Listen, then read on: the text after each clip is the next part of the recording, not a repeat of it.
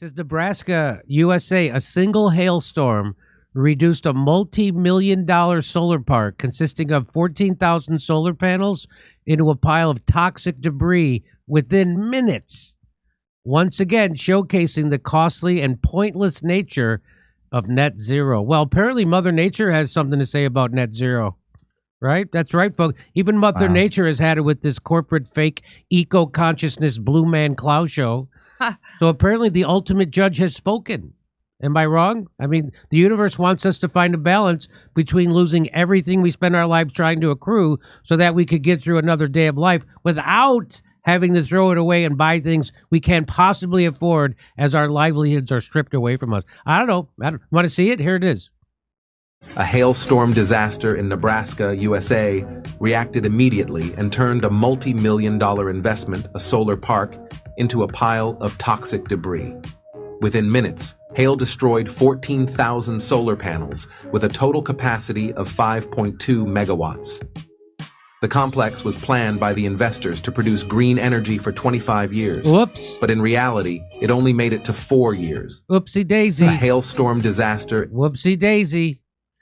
Hey, but by the way, and I don't have a problem with people trying to do things that, you know, use natural reusable. I mean, I don't have a problem with a car that runs on French fry oil. Of course, I'm going to have to see what my doctor says about my car's arteries, but it would be weird for me to avoid myocarditis, only for my car to have a seizure. But what I'm saying is, by the way, the company says that they're going to have that rebuilt by the end of the year. Well, you got 4 days. Go ahead. Well, let me bring in the guys from Due Dissidence. What do you have to say about this kind of? Didn't they play? What? Maybe this isn't where you put. I don't know. Is this where I whenever I fly to, or when I used to drive, I used to always drive about 5 times a year. I would drive to Vegas to go do comedy, and it's just nothing but open, flat. I'm like, why don't they have solar panels out here?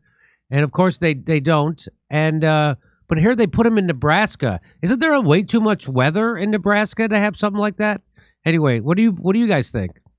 Yeah, when I drove through Nebraska, I mean, there's like a severe weather event seemingly every day there. That's why it's the heartland. That's why they grow crops there, because storms roll in, you know, and roll out, you know, every day almost. And so, yeah, it does seem like a weird place for a thing like that. In that Planet of the Humans movie, they talked about how they built one out in the middle of the desert somewhere, and even that one had problems. You know, I know this segment was supposed to be less depressing than the Israel-Palestine stuff, so stick with me. I hope this isn't too much of a black pill for the audience, but I honestly don't see what's so tragic about acknowledging that the human race is not necessarily long for this world. Like, every species comes and goes. Every species goes extinct. We're going to go extinct fairly soon, and the world will probably be a better place for it. What's the problem? What, do you want to live forever? The filmmaker in that movie that I just mentioned, Jeff Gibbs, there's a scene in that documentary where he visits a college and he says, you know, every civilization has its own immortality myth. Every civilization has a story that it tells itself about how it can live forever. And a lot of this Green New Deal stuff seems like a version of that. He says this just seems like another immortality myth. If we only innovate, if we only switch to reusable bags instead of plastic bags, and, you know, hybrid cars instead of gas cars, or, you know, solar panels, that we can sort of trick the planet into putting up with us forever. And we can't. And that's not a tragedy in my view. I mean, that's the way of all species. So there. Happy holidays, everybody. I'm starting to feel like Uncle Russ needs to get more involved with the Weiss twins and their upbringing.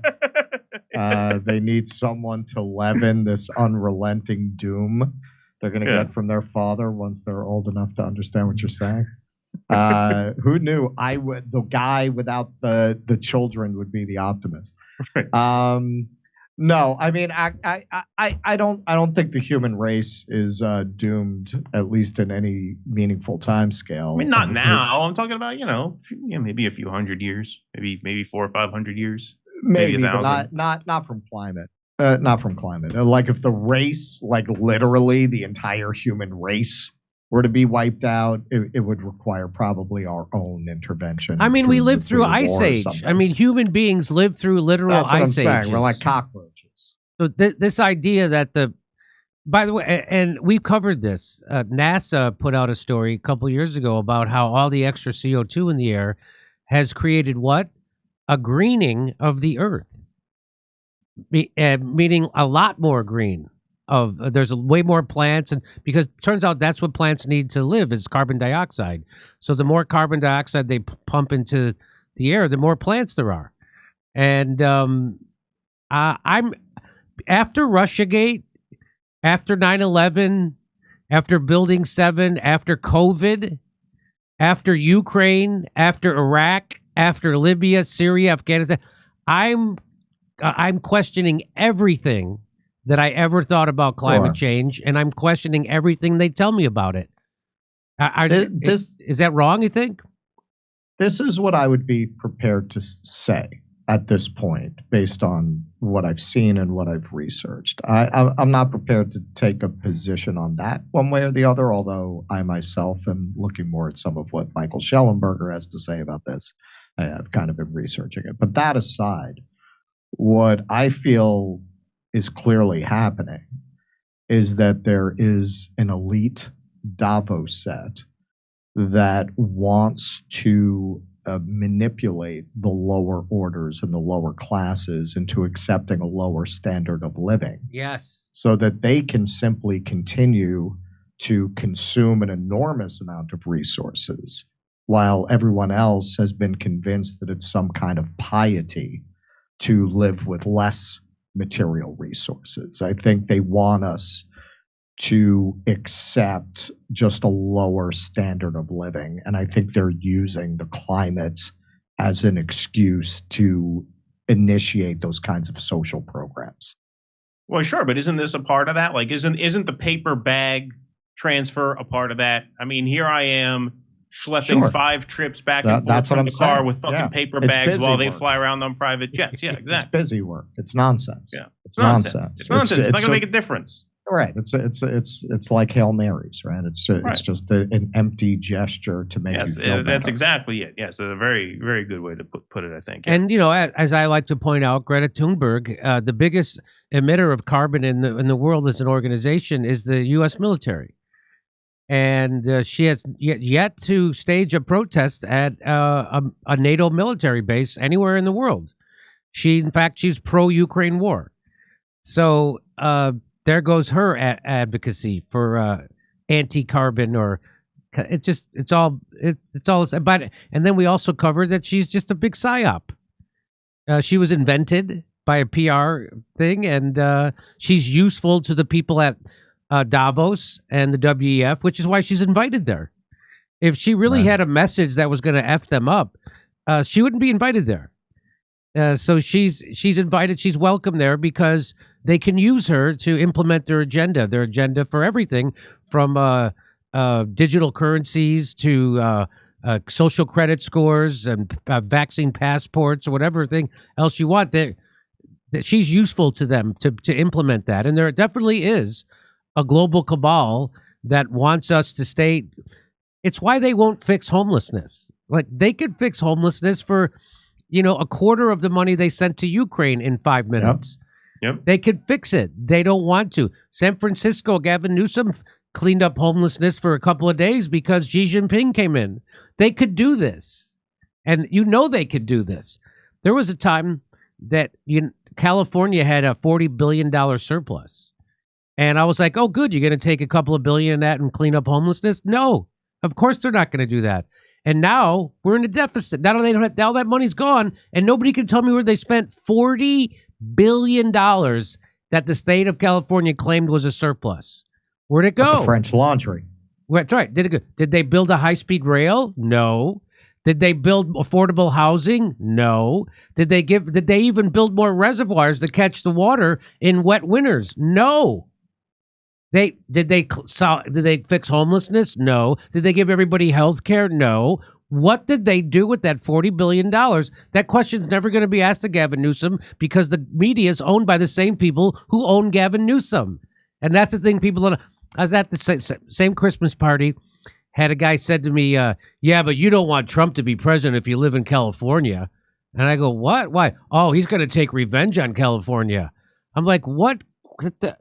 Is there Don't any threaten me with a good time. what what could Trump do to California that Gavin Newsom already hasn't done? What could Trump do to California that the Democrats and Gavin Newsom has not already done? It's they wiped out independent contractors, right? Under the guise of fighting back against Uber and Lyft, they passed a law saying you can't hire someone as an independent contractor if they contribute to the core of your business. So now all the people who were renting out spaces to do at yoga studios, now they have to be considered employees. That happened. Same thing with hairdressers. It screwed up everybody's. By the way, Uber and Lyft had enough money to get out of that. They're no longer covered by that law. But you know who is? The rest of the world, like me. So and they're not fixing it. By the way, the Democrats and Gavin Newsom not fixing it. So I understand why businesses are fleeing California. I understand why people are fleeing California. But the problem is there's no state in the union that's taking care of anybody or anything because they all still serve the global cabal of billionaires. They're going to get their money from the Kochs or the Soros and people like that, and they're all in bed together. Again, this idea that the Democrats and Republicans work for different people. It's a joke. And go ahead.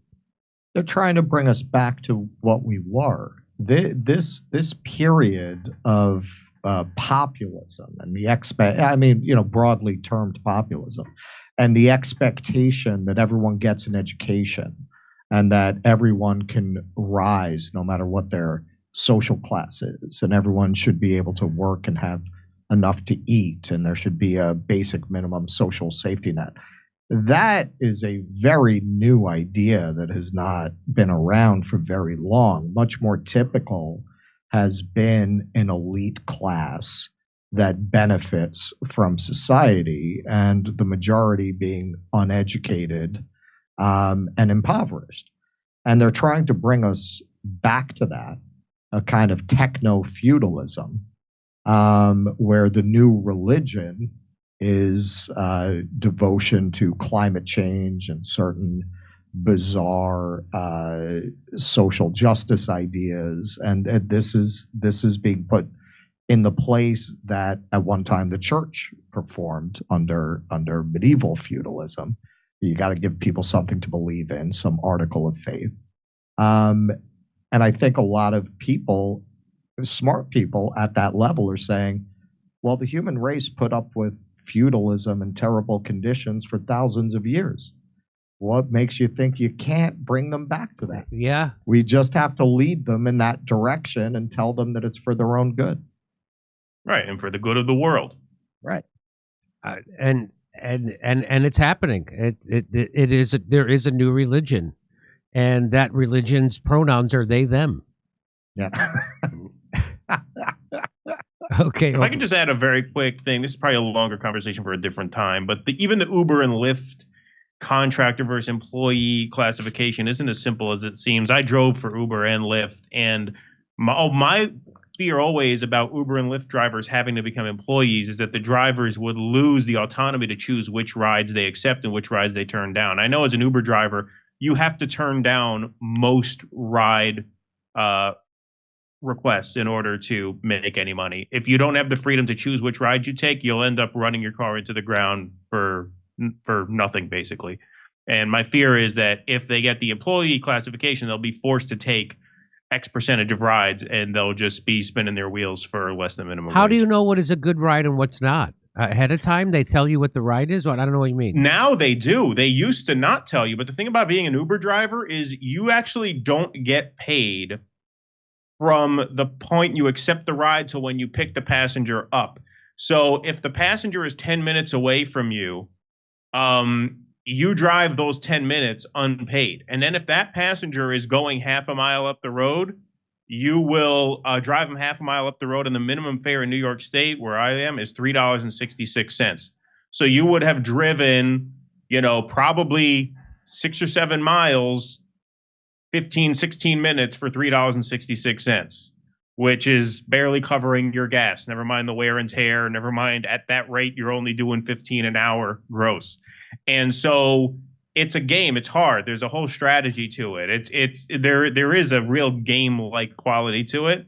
But if you're classified as an employee and it says no, you have to accept 85% of all ride requests in order to make this minimum hourly rate, you're going to end up driving long distances for very little pay. So I think there has to be a solution, because obviously the status quo is a horrible situation for labor in terms of Uber and Lyft.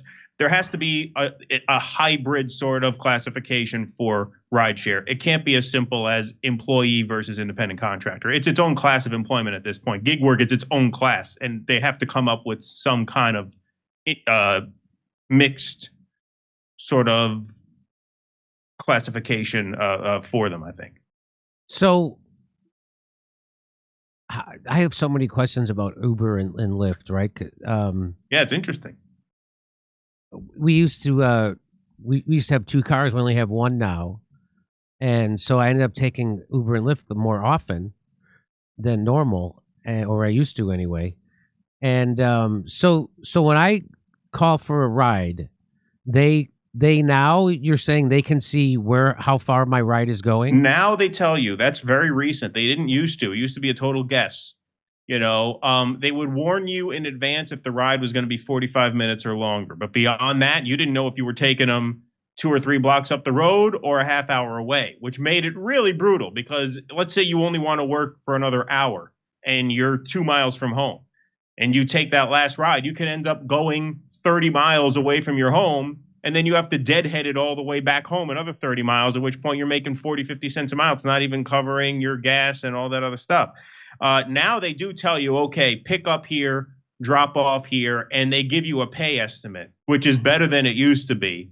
But most of those pay estimates are not worth your time. If you want to make any money at it, you have to have the freedom to say, no, thanks, I don't want this ride, and wait for the good rides to come in. So, but the guys who drive black, they make bank, don't they? You know, I never drove black. I drive, to the extent that I have to do it to supplement stuff. I do food, DoorDash and Uber Eats and Grubhub, and that pays better. That's much more worthwhile than the actual rideshare. But yeah, the higher end cars do get a better mileage rate, a better pay rate per mile. I had to send a package, maybe 15 miles away, and the price was so ridiculously low. Yeah, the package deliveries are really not worth it. I'm like, how? It's crazy. So this woman shows up and she's got her kid in the back seat, and it was going to cost like $21. It was like, how many miles about? For her to drive across the city of Los Angeles during rush hour. So she's making $12, $13. And I'm like, what? Yeah. So I tipped her. I tipped her like $70. And I was just like, hey, this is a really important package. I want make sure you get it there, okay? And so it was my computer. And they tell you not to send stuff like that through, but it was when my computer got hacked and I was sending it to my cybersecurity guy. And so I tipped her like $70. I said, here, I couldn't believe that and of course then she has a kid and she's a working single mom. So, and she acted like I just, paid her rent for the month. She was like, oh my God, thank you so much. And I'm just like, I can't believe that somebody, like, how did they make money, that package delivery? It's so low. Yeah, it's the package deliveries are the worst. They're the worst. They're horrible. But yeah, no, and Uber takes advantage of the fact that most people will just take the ride because whatever, it's money in the bank. You know, like they count on people not exercising that judgment and holding out for the good rides. So I realized it's horrible. I realized this is like, so this is a woman with a kid and she can't afford to take regular Uber passengers because she's got a kid with her. Right. So she's got to either do food or packages. So she's got to do food. So she did a pack. So I was like, oh, okay. So anyway, so you can make, so it's hard. So it's hard to make money driving an Uber. You just have to be very choosy about which rides you take and which rides you turn down. There is a learning curve to it. Russ's friend does it, and he told Russ the same exact thing. You just have to get a sense of which rides are going to be worth it and which aren't. What happens when this has happened to me a couple times where you get a ride, the person accepts the ride, and then for 5 minutes they don't move. Like the person isn't coming to get me, and I'm like, I gotta cancel and get another. Well, why do they accept a ride if they don't move? Yeah, I mean, sometimes that could just be the app not updating their location properly, or sometimes, yeah, they'll be at a 7-Eleven, or they'll be in the bathroom or something, and they'll just accept it, and it'll take them a few minutes to get to the car. But sometimes they could be quite slow. Okay. Lot lizard jumps in. Yeah, right, exactly. What's that? Lot lizard jumps in the car. What's lot lizard? That is somebody who that is basically a prostitute that works drivers. You find them a lot of truck stops. Oh, that is such a derogatory term for our working gals. Yeah. And guys. Right. And guys. Sex work is work. Sex work is work. Come see us do a live stand-up show. We'll be in Venice, California, Palmdale, California, Omaha, Des Moines, Milwaukee, Lansing, Bend, Oregon, Portland, Oregon, Seattle, Washington, Boston, Massachusetts, and we're going to Europe. Do you live in Europe? We're going to be there. Go to jimmydore.com for a link for all those tickets.